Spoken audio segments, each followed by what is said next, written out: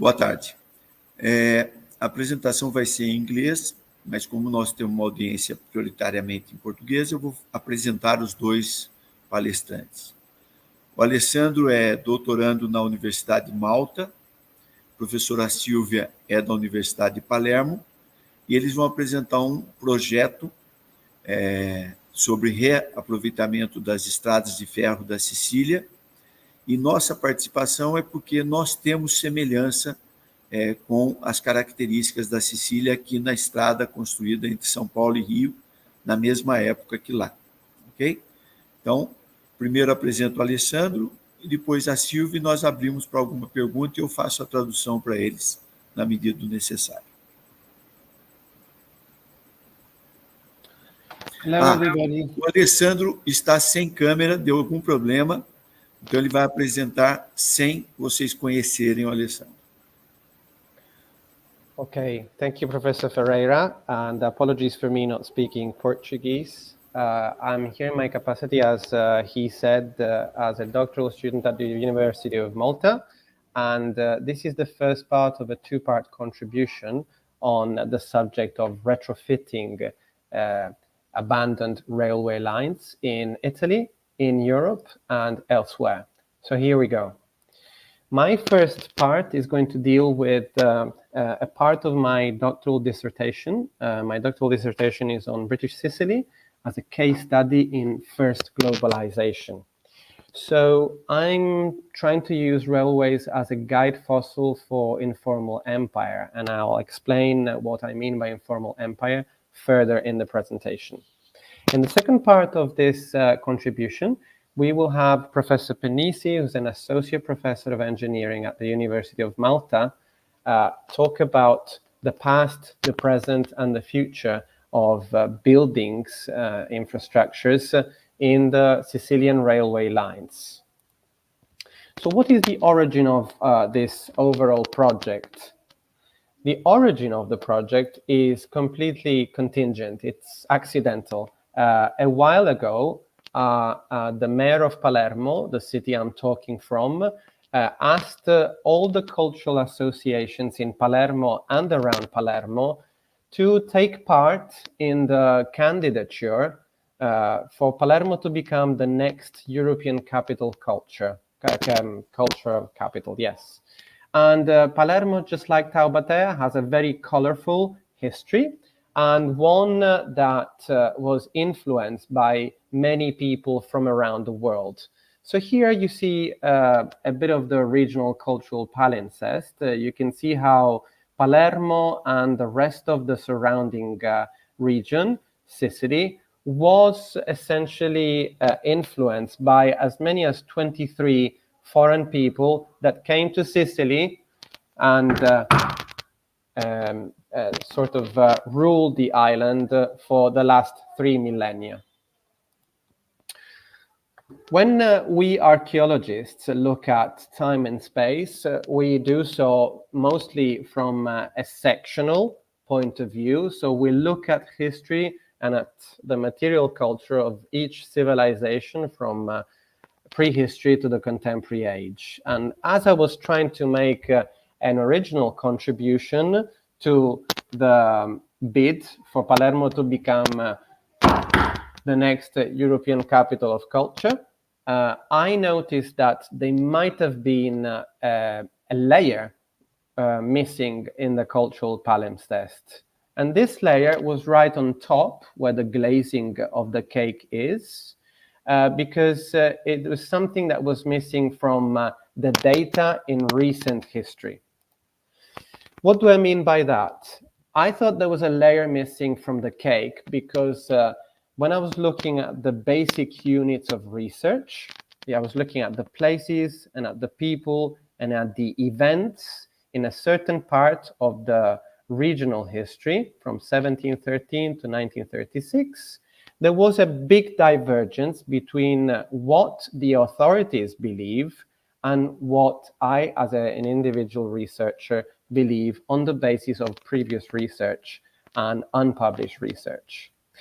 The Sicilian Authority for Culture believes that there are only 6 heritage sites 27 individuals, and no events, no historically important events that can be correlated with the presence and the influence of the British community in Sicily.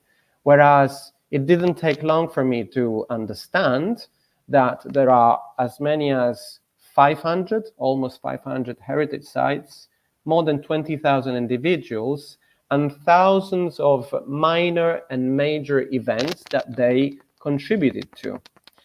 So I went back to my historian's desktop to try and figure out whether the tiger in the grass was really there. If we could perhaps start thinking of ways to reconstruct a story, part of the history of the island that had been forgotten. So what is the historical setting to my doctoral project and to this specific project, the railways, which is a part of it? The setting, historically speaking, is what we call World War Zero. These are the French Revolutionary Wars, in which you can see, to the right, you can see Napoleon carving out Europe for himself and France. And on the left, we can see Wellington, a member of the British aristocracy and an army person that is carving out the oceans for the British. So the French went on to blockade continental Europe to prevent the British from trading with Europe. And on the other hand, the British imposed a counter-blockade by creating a series of temporary colonies, which you see with the red dots, all around Europe, to make sure that British manufactured goods could regain access into the European markets. One of these dots is here, that is the island of Malta, which is very near to Sicily, where I'm talking from. Sicily is this triangle here at the center of the Mediterranean. And in Sicily, for a period of 20 years, we had 17,000 troops that were stationed in the main ports, and they attracted with them hundreds of merchants. So we experienced an economic boom because these foreign merchants decided to exploit and trade with the local resources, mainly sulfur, wine, cereals, and citrus fruit, which they took from Sicily out into the world. The accumulation of wealth created the conditions for the first time in the history of Sicily to create banks. Sicily had two banks. They were state-run banks with very high interest rates. And so for the first time, it was possible to break the glass ceiling, economically speaking, and to create a number of banks, which you can see all bear English-sounding names: Gibbs, Crockett, Morrison, etc. So this was an economic revolution for Sicily as an island. This was the picture. It became a red lake, and Sicily was right at the center of this insular empire that went from Gibraltar to Cyprus and eventually to Suez and into India. It was strategically and economically very important. So why didn't the British stay in Sicily? Why didn't they make Sicily into a colony?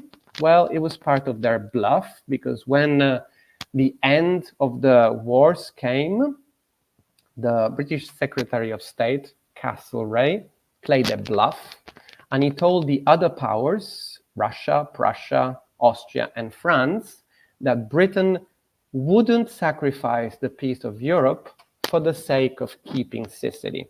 So apparently the British left, but their influence continued. So at this point, I needed a theoretical framework for my research, and I found it in the work of two researchers called Barton and Bennett. And they believe that a thing called informal empire exists, and that this is empire without army, without navy, without politics. It's an empire that is made to control a foreign region, resource, or a people by means of mostly de facto economic domination. This is how we normally think about the British Empire. This is the formal empire, the visible English octopus, with England occupying formally Australia, Malta, Gibraltar, South Africa, etc., Jamaica, etc. But there is also an invisible empire, according to American satirists, that envelops most of the rest of the world, including North and South America. Brazil is one of them, but the whole of Europe comes into the picture. So we needed to test this theory. Is it possible that the British were controlling the Sicilian region, its resources and people? When it came to 1816 and the Royal Navy left Sicily, the government designed a deal with the King of Naples to guarantee First Nation treatment for British merchants. And as a consequence of this, almost 40 consulates were opened around the island to control the resources when they were going out into the world. So it looks as though the means to control the island existed, and now we need some proof, we need some evidence of the control happening. First proof is in the primary sector, mining. The secondary sector has proofs in the form of the wine and the citrus industry. And then the third set of proofs is in the tourism industry, which is the tertiary sector. So as you can see, all of the minerals for most of the 19th century, including sulfur, asphalt, lead, silver, copper, gold, and iron, were controlled by people that didn't have Italian names. You can see that these are foreign capitalists, and these are the people that also transformed the minerals in their chemical plants and that created a conglomerate, a corporation called the Anglo-Sicilian Sulphur Company based in London. The same is true of the wine-making industry. The Liverpool-Manchester model of the factories was exported to Sicily. We have huge factories such as this one that start producing wine under English names as well. And it's not until 1831 that we get an Italian name, Lipari, only because Mr. Lipari used to be a worker at the Whitaker winery. The same is true of Florio, who was a partner of Ingham before the two separated. So in the wine industry, we have evidence that indeed there was informal empire in Sicily for a long time. These are some of the labels, and some of these brands still exist. Famous Marsala wine, a sweet wine, and Duchy of Bronte, they still exist. And then we get closer to the subject of this contribution. We start getting railways because, of course, when it comes to citrus fruit, it's important to concentrate all the fruit into a main port. This is the port of Catania, next to Etna, the main volcano. And out from Catania, once the trains left the citrus, the ships would go south. As you can see from the picture, all the ships are going south from Messina as well, because they're going down to Malta, and from Malta they're going to Liverpool, and from Liverpool they're going out into the Atlantic to New York, Sao Paulo, and Buenos Aires in Argentina. The third set of evidence that we have is from the tourist industry. This here is a former convent, the convent of San Domenico. That was the first one to be converted into a hotel. After that, there was a great number of other convents and monasteries that were converted into the hotels. Why? Because there was a law that was forced by the British government on the Italian government for the seizure, the capture of religious buildings. This is a law of 1866. So there were many monasteries which were left empty, and that was a golden opportunity for real estate development. This is how the tourist industry and the hotels develop in Sicily. So a provisional map of the production districts in British Sicily should look a little bit like this. There's mining in the middle, wine at the three ends, chemical industry in the two main cities, Palermo and Catania, and most of the citrus production is taking place on the coastline, which should go down as far as here. These, of course, are the consulates I was telling you about, almost 40 of them. These are the businesses that were involved that coincide mostly with the positioning of the consulates for protection reasons. And of course, when it comes to transport, these capitalists had to start thinking of ways to efficiently push the goods out of Sicily and out into the ports and to Malta. Malta, of course, is here, yellow, and all of these ports are simply the spokes leading to the regional hub of Malta. And then from Malta, the goods would either go to the east towards India or to the west towards the Atlantic, to England or the Americas. This is how the system looked, and this is pretty much how the system still looks. The only difference is that it's now being controlled by the American fleets, the 1st to the 6th American oceanic fleets. So this, of course, the concentration of capital was a big opportunity for creating conglomerates, corporations. As you can see, from 1825 and for 100 years, all the local corporations have an English name.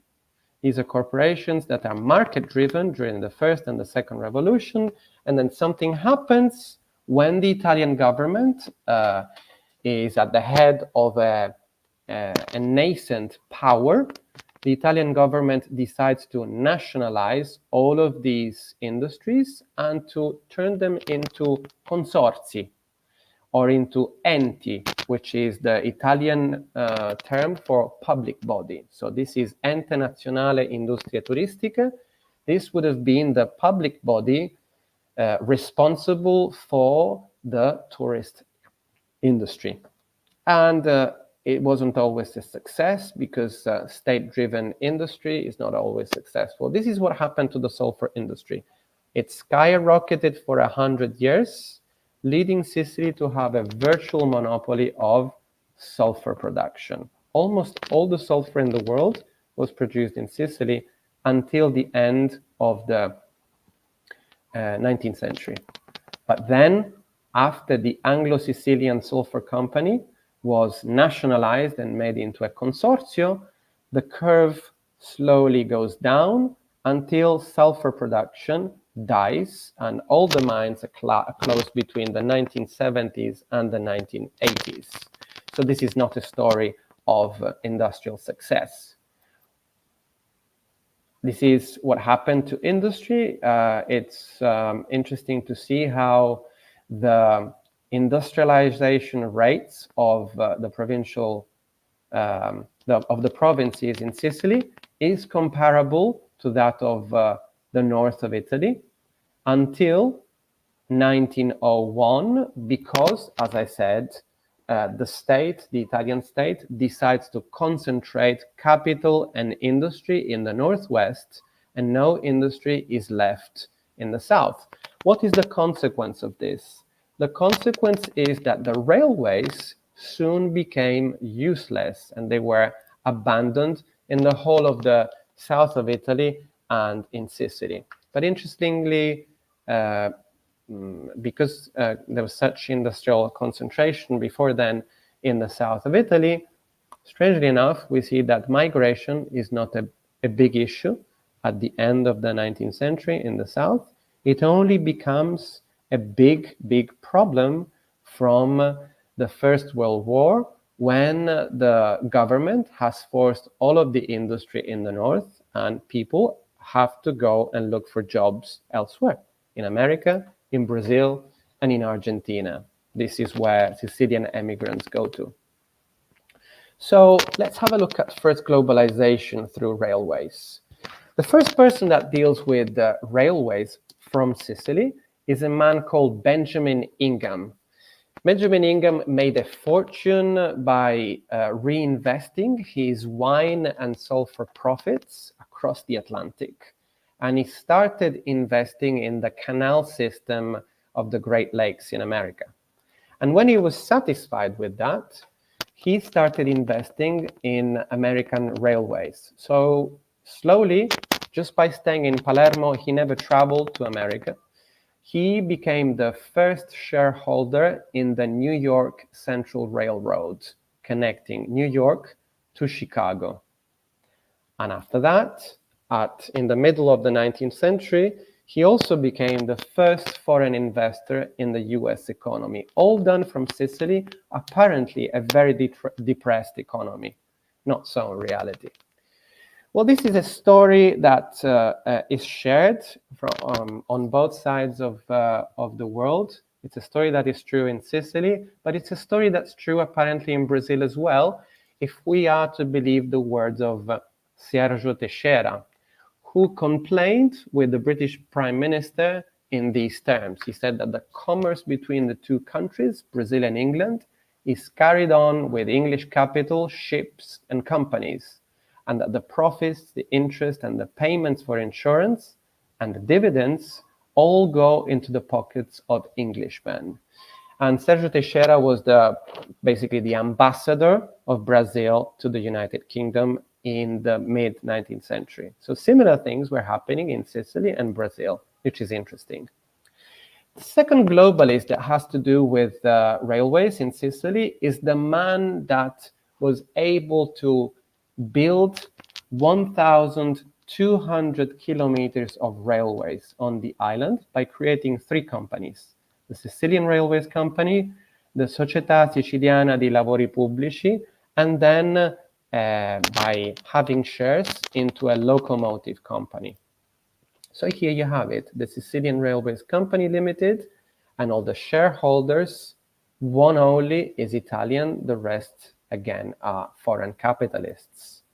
This is the company that he created to build the railways, including a railway that went around the volcano Etna, a railway that still exists, and it's called Circum Etnea.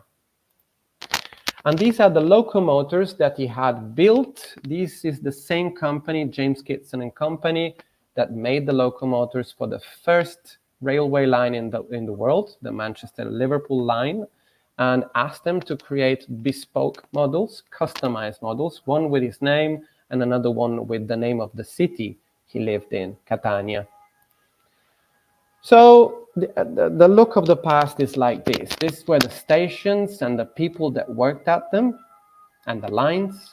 These were the designs of the lines. We still possess them. There's a national archive in Rome, which is very rich and interesting to be investigated.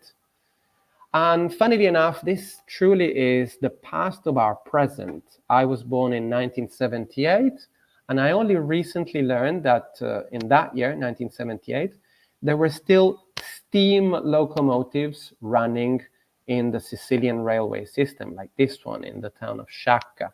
So it's a past that is very close to us, and to me, it's very relevant. And that is how the landscape was changed by the railways.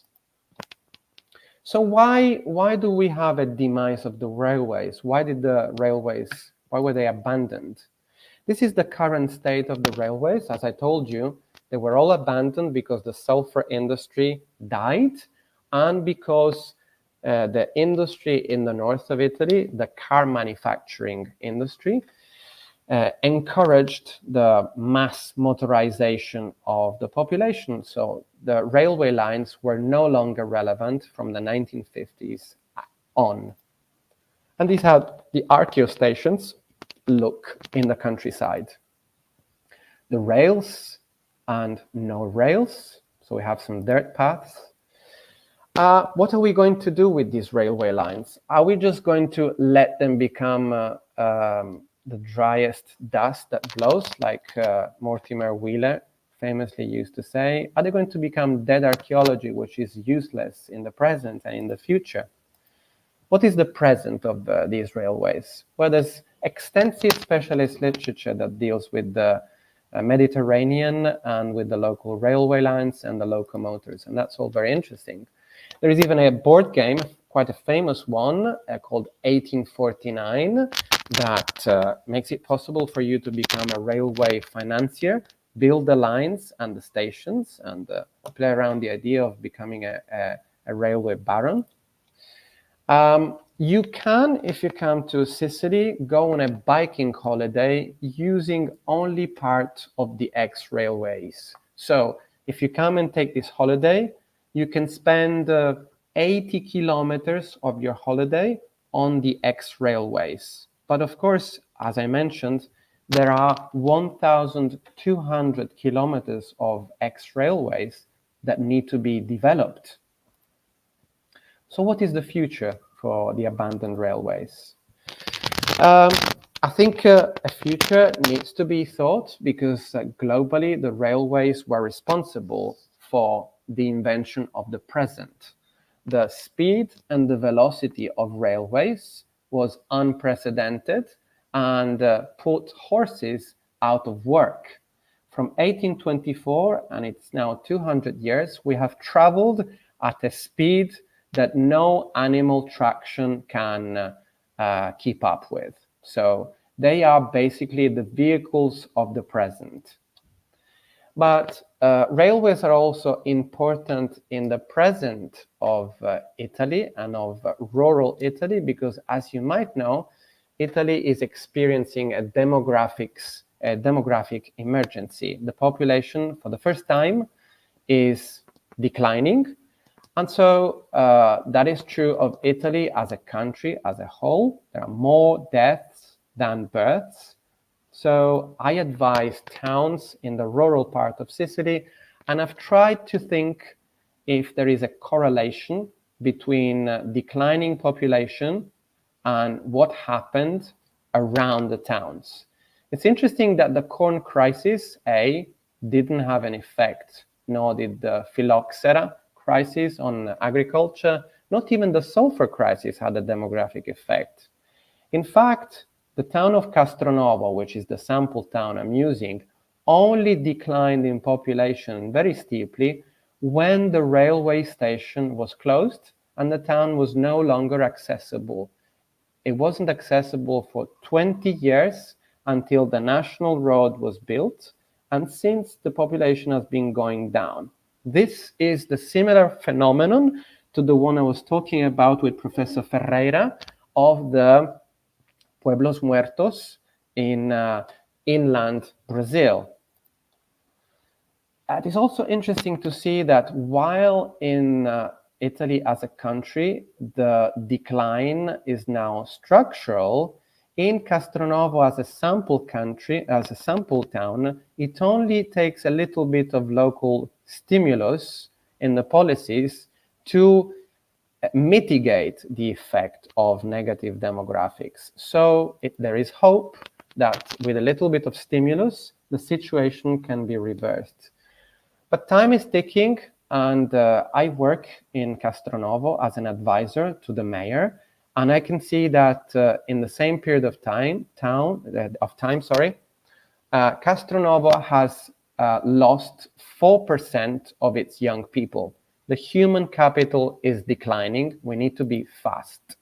We need to take advantage of the 450 stations that are abandoned in Sicily, of the over 1,000 kilometers of lines that wait to be developed, and also of the fact that the Italian state has given the railway lines as a gift to towns that were hit by the 1968 earthquake.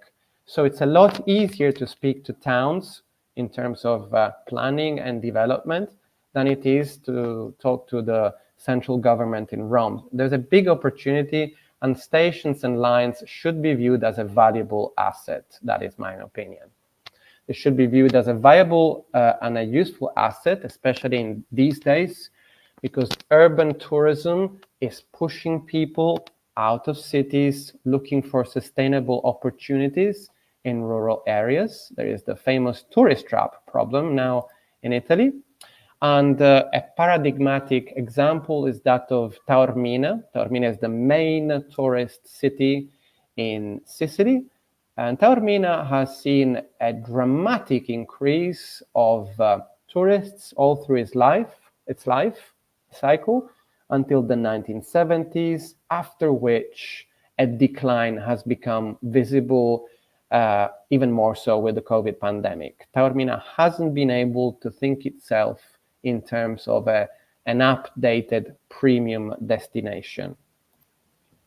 And the result of this, the result of not having a defined model, development model in Taormina, is making everybody unsatisfied, as we see from the press. The medium segment complains, the high segment complains, using titles such as this one. This is very dramatic: Sicily and the slow collapse of civilization. So what can we do with the railways? Well, perhaps we can do this. We can take two capital cities, Palermo, home to a UNESCO World Heritage Site of Arabic Norman, Palermo, Monreale, Cefalù, and then a second one, Agrigento, which is home to the UNESCO site of the Valley of the Temples. This is a Greek site, a monumental site, and use the railway lines to connect the two. It's only 130 kilometers, perhaps 3 days on a bike. So the X-railways could become the cycle lanes that connect two major tourist destinations. We're trying to do this. We're holding community sessions with the people in Castronovo and other small towns. They're helping us to remap the cultural and environmental resources. We're experiencing some very interesting collaborative team building, some days out, some tests that we're running. More tests we've been running for 5 years with the help of the ex-mayor of Palermo, and a very good result here in Palermo, 70 people on a horseback using the railway lines. And we're now going further to advise towns to change their policy from quantity to quality, bring down pressure to bring up value. We even have resilient management models, and these are the charitable trusts, which are the norm in the UK. Some of them are very successful. You can look at how the Landmark Trust has been able to withstand the financial economic crisis of 2008, 2009, and all the data is positive. There's all sorts of pluses here, especially in the income part. What can we do with them? Well, this is the subject of Professor Pennisi's contribution, so I'm going to skip ahead and show you what we know and why we approached you. We know that something very positive has been going on in the conversion of railway lines in parts of Brazil, like Guararema. Something's going on in Taubaté.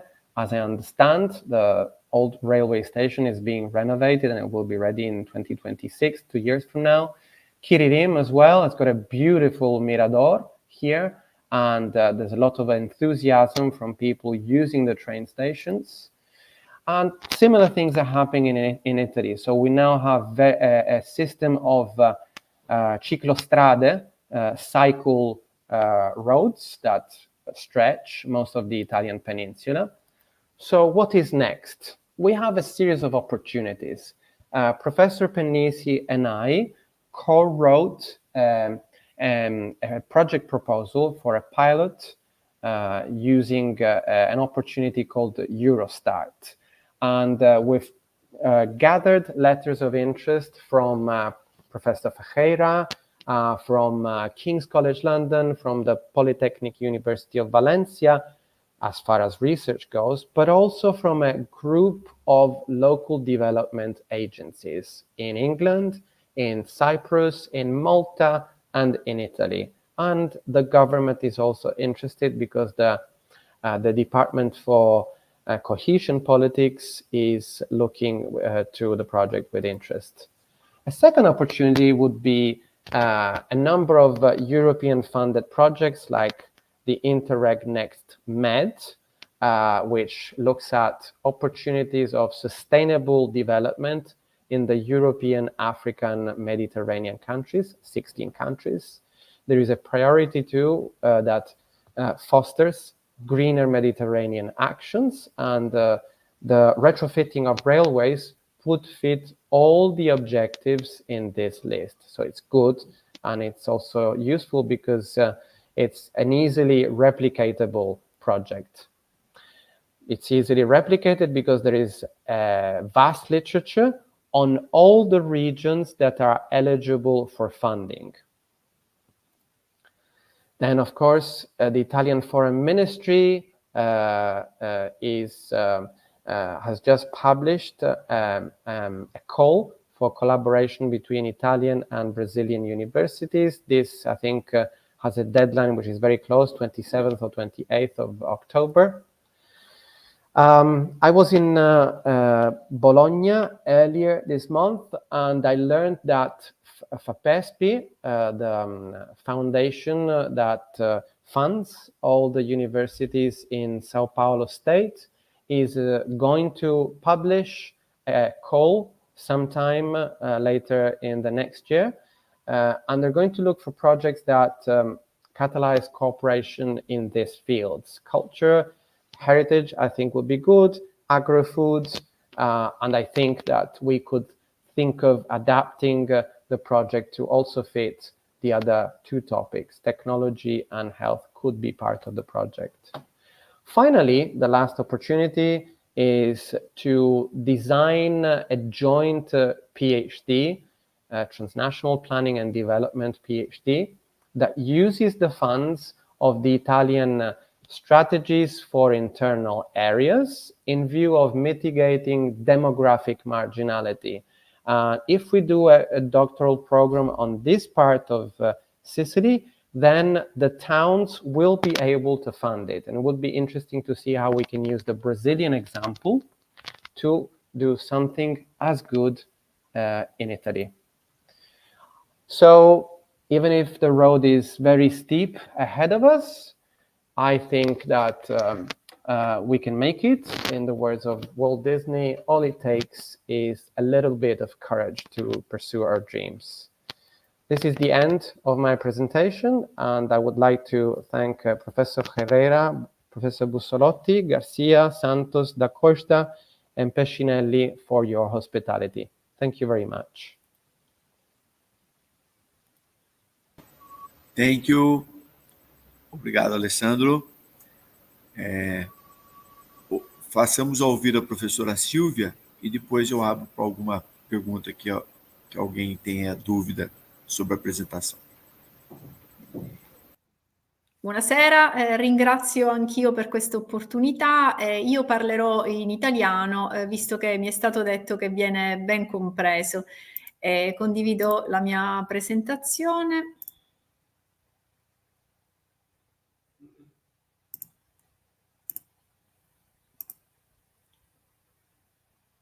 Ok.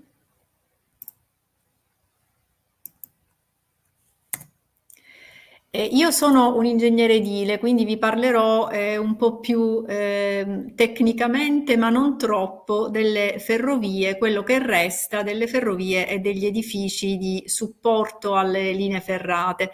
L'immagine che vedete sulla sinistra è la Sicilia vista dall'alto e riconosciamo parzialmente la forma in questa immagine di fine 1800 della linea ferrata che, come ha accennato Alessandro, come anzi ha approfonditamente illustrato Alessandro prima di me, è esattamente la strada che segue in parte la costa e la zona interna che collegava le miniere di zolfo per le quali la Sicilia era rinomata, quindi serviva sia per il trasporto passeggeri ma soprattutto nelle aree interne per il trasporto delle merci. Nella mia presentazione io vorrei parlare in particolare degli edifici che servivano di supporto alle linee ferrate, alle ferrovie della Sicilia. Ne parlerò attraverso delle immagini che sono in parte dei disegni che l'ente Ferrovie dello Stato forniva alle regioni per costruire questi edifici, quindi dei disegni di tipologie, edifici tipo da realizzare, che ci mostrano anche le caratteristiche tecniche che vi illustrerò. E insieme ci sono anche delle foto dello stato attuale, foto che nell'ambito delle nostre ricerche sono state fatte anche da molti tesisti e mostrano una condizione piuttosto triste di abbandono. Infine però con un po' di ottimismo vedremo anche qualche possibilità, le potenzialità e delle prospettive. Le immagini che vediamo sullo sfondo, le foto, mostrano degli edifici e una funzione ancora attiva. Sono dei primi degli anni 30, quando ancora la manutenzione era perfettamente funzionante, e quindi anche gli edifici erano ancora in auge. Come accennato, lo Stato forniva delle indicazioni, l'ente Ferrovie dello Stato forniva dei progetti da seguire, anche delle indicazioni sulle costruzioni, ma poi queste indicazioni venivano declinate, venivano modificate parzialmente da ciascuna regione a secondo delle caratteristiche della regione stessa, quindi il clima, i materiali disponibili sul luogo e anche, in base a un'impostazione gerarchica, le dimensioni del centro che doveva essere servito, quindi della città o del paese. Quindi c'erano le stazioni, i fabbricati viaggiatori di varie tipologie, magazzini, case cantoniere, che erano delle piccole case che ospitavano coloro che dovevano predisporre ed eseguire la manutenzione di quel tratto di ferrovia. E infine i caselli. Questa immagine mostra la condizione attuale di alcune stazioni di centri di piccoli paesi del centro della Sicilia. È chiaro come l'assenza di uso di qualsiasi tipo implica un degrado che si concluderà inevitabilmente con un crollo in questi casi. E tra i disegni che sono stati reperiti presso la biblioteca dell'Università di Palermo, abbiamo ad esempio questi dei fabbricati viaggiatori. Vedete come i disegni sono molto dettagliati nelle misure, nell'indicazione della destinazione d'uso. Dalle sezioni noi riusciamo a evincere tutte le caratteristiche costruttive. Quindi si trattava di edifici in muratura a tutte le elevazioni. Le fondazioni erano costituite da un ringrosso del muro portante che veniva portato poi a un'altezza di circa 70-80 cm, come è stato in uso fino all'avvento del cemento armato e quindi fino a circa il 1940 in tutta la Sicilia.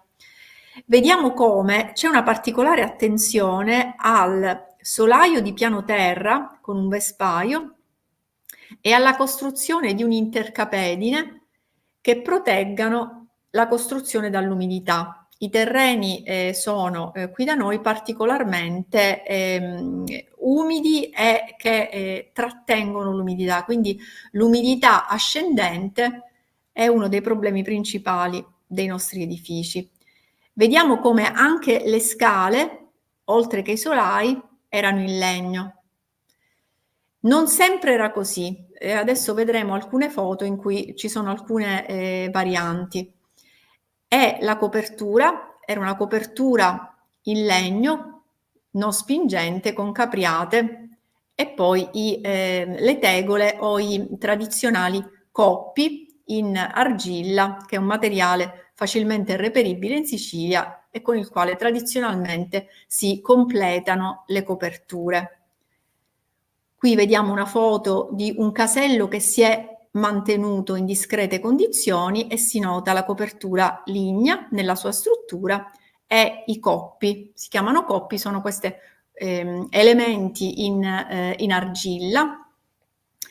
E notiamo anche come alcune caratteristiche decorative, come le mostre intorno alle finestre, ma gli stessi infissi, sono tipici della nostra tradizione. Inoltre non veniva utilizzato semplicemente un architrave, ma la piattabanda.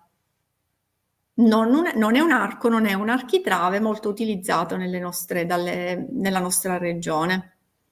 Questa è la stazione dello stesso paese di Bivona, vicino Agrigento, nel suo periodo, insomma, di splendore, quando ancora era in funzione. Altri fabbricati viaggiatori, spesso c'era anche il prospetto. Vediamo che a volte ci sono delle varianti anche nella forma della scala, una ricercatezza anche nella morfologia, nella ricerca anche estetica. Qui ci sono alcuni solai in uno stato ovviamente di totale abbandono e siamo sempre in paesi, qui Ciminna, sempre al centro della Sicilia. Mentre il solaio di copertura era in legno, invece qui vediamo spuntare degli elementi in ferro. Vorrei anche sottolineare come si capisce da quel che rimane di questo vano, come molti di questi edifici si trovino in aperta campagna, in zone interessanti naturalisticamente e quindi con una forte potenzialità turistica.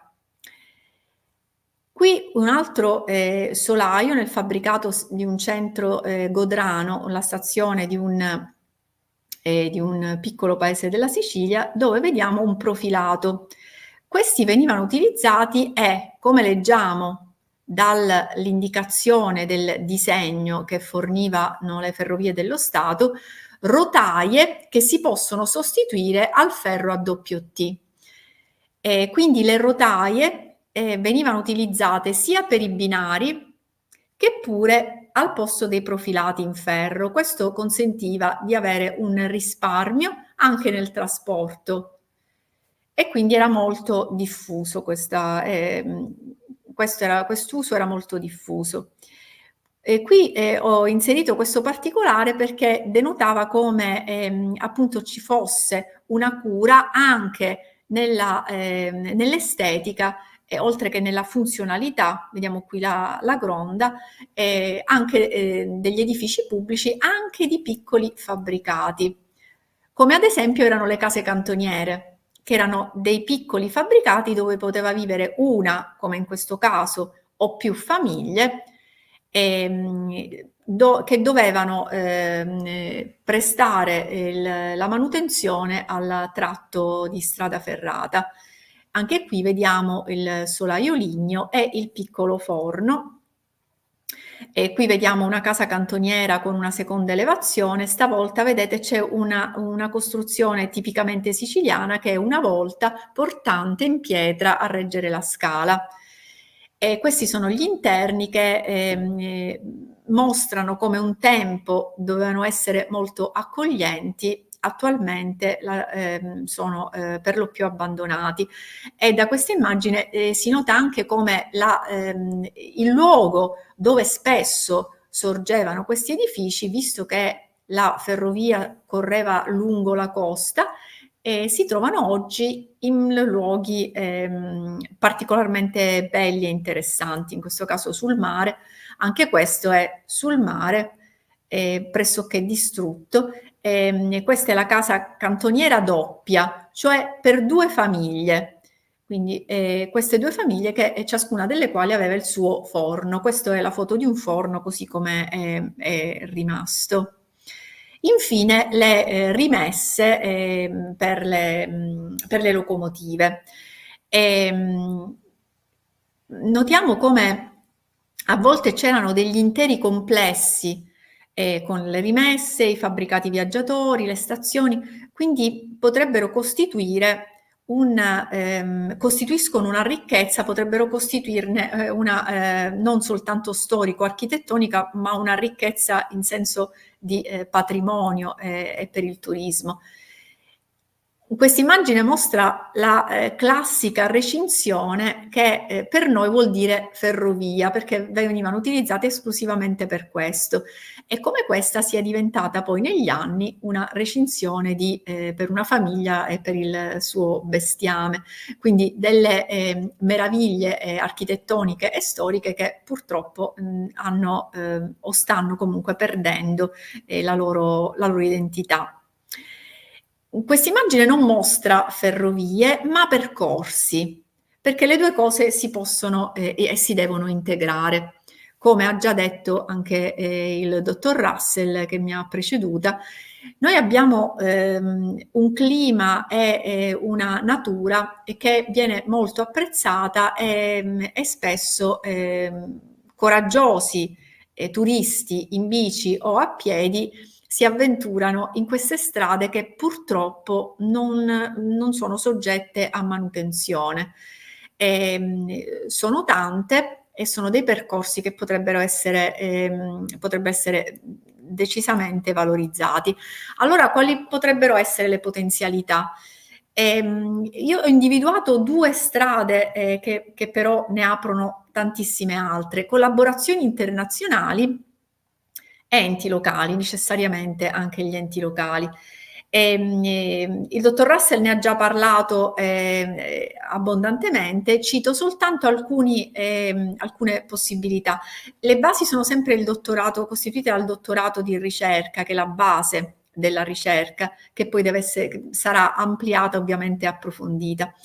I progetti svolti con altri paesi, altre nazioni, anche altri continenti, è fondamentale sia per rilevare delle analogie, quindi sia per la conoscenza storico-architettonica e costruttiva, sia per apprendere le diversità che possono comunque e sempre essere utili anche per il trasferimento di buone pratiche, quindi individuare e trasmettere o acquisire, nel nostro caso, molte utili e buone pratiche che vengono da altri. Gli enti locali dovranno essere necessariamente sensibilizzati e si sta lavorando anche in questa direzione, perché al di là della ricerca pura, questo tipo di ricerca deve essere applicata, quindi ci devono essere gli enti locali interessati e gli stakeholders, quindi i portatori di interesse che devono desiderare di investire in queste tipologie di progetti. In un uso turistico non mi soffermo su questo perché è evidente, le stazioni possono diventare degli edifici di supporto alla linea ferrata, le ex linee ferrate possono diventare dei sentieri da percorrere a piedi o in bici o col cavallo, mentre invece le stazioni possono diventare strutture ricettive, quindi hotel, B&B, ma anche semplicemente dei punti di raccolta, dei punti per ricaricare le bici elettriche, ad esempio. Tutto ciò può essere fatto anche con un occhio alla sostenibilità, e quindi possono diventare dei ristoranti con orti biologici o delle fattorie idroponiche, delle stazioni di ricarica o delle stazioni energetiche. Le possibilità e il numero degli edifici sono tali da poter realizzare questi progetti. Ma ci sono anche alcuni esempi in Italia di realizzazione, di conversioni, trasformazioni di questi edifici in edifici ad uso sociale, quindi mense per i bisognosi o edifici per accogliere gli immigrati, questo a seconda delle dimensioni. Ho portato questo esempio perché si tratta di un edificio, una stazione che sta in un luogo simbolico per la Sicilia, Isola delle Femmine, Capaci. Sono due località dove sono state uccise delle persone ormai per noi molto importanti, che combattevano contro la mafia. La destinazione di questo edificio è proprio per un'associazione che lotta contro la mafia, quindi anche un uso diverso da quello turistico è anche simbolicamente importante.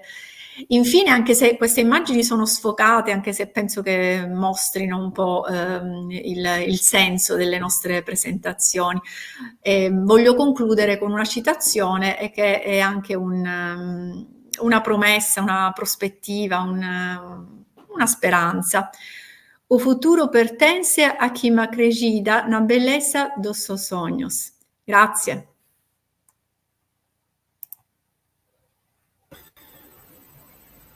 Grazie, professoressa.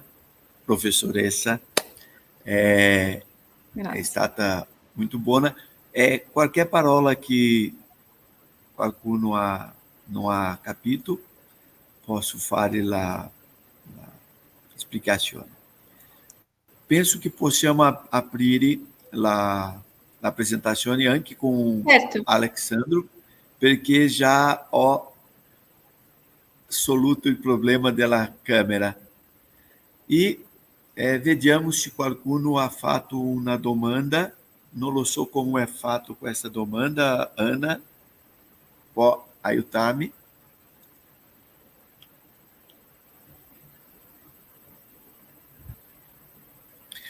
Ana, você pode me ajudar? Eu não sei como que as pessoas podem fazer perguntas.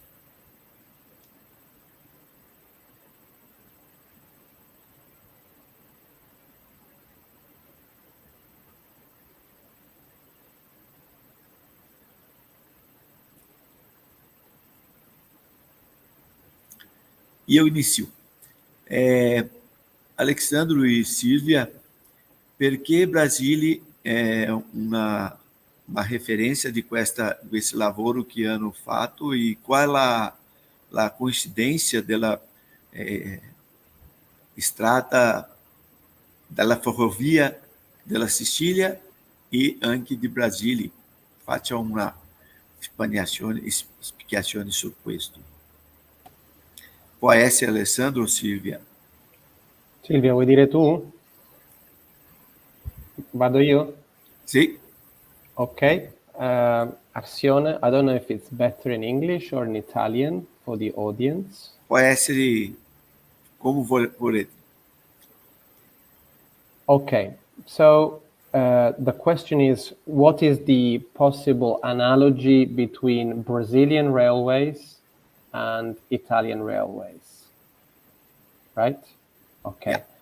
Yeah. Yes, well, the thing is, they share the same building standards because they were made by the same people, the capitalists that I was telling you about, both in Europe, in North America, South America. It was the same people that were making the railways in the middle of the 19th century. So the good thing is that whatever we do to redevelop and to retrofit the stations, the crossroad stations and the lines is going to be valid in Brazil as it is valid in Sicily. You have already done it. And I read that there is a railway line called the La Inglesa, the old railway lines between Rio and Sao Paulo was called La Inglesa because it was constructed by a British company. It was managed by a British company for a while. And so we've seen that some very good work has been done at Kiririm and Guananema, and we are interested in importing the best practices that already exist. And also I saw in the pictures that Taubaté old station is going to be renovated soon. So we are attracted by the Brazilian model. Thank you. Silvia, volete fare qualche...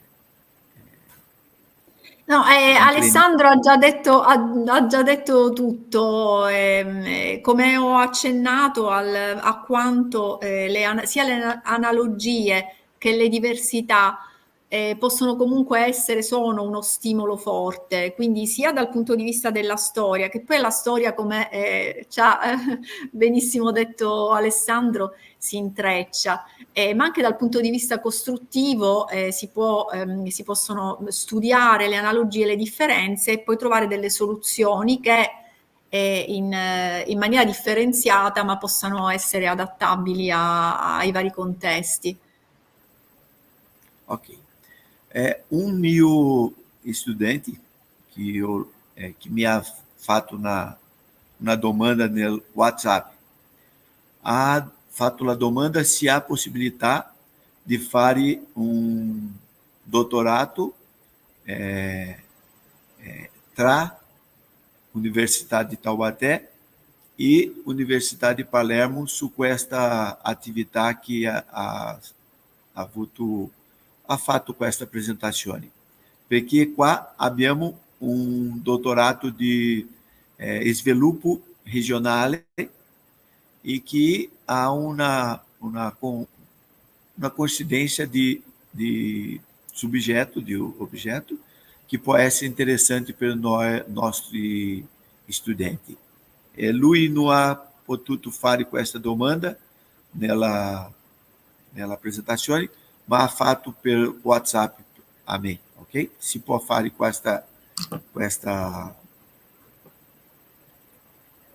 rispondere questa domanda. Allora, attualmente non c'è non c'è un collegamento diretto, però credo che anche l'incontro, correggimi se sbaglio Alessandro, ma anche l'incontro di Alessandro a Bologna con altri docenti, altre figure, sia finalizzato a creare questo tipo di collaborazioni. Ok. Non abbiamo più domande.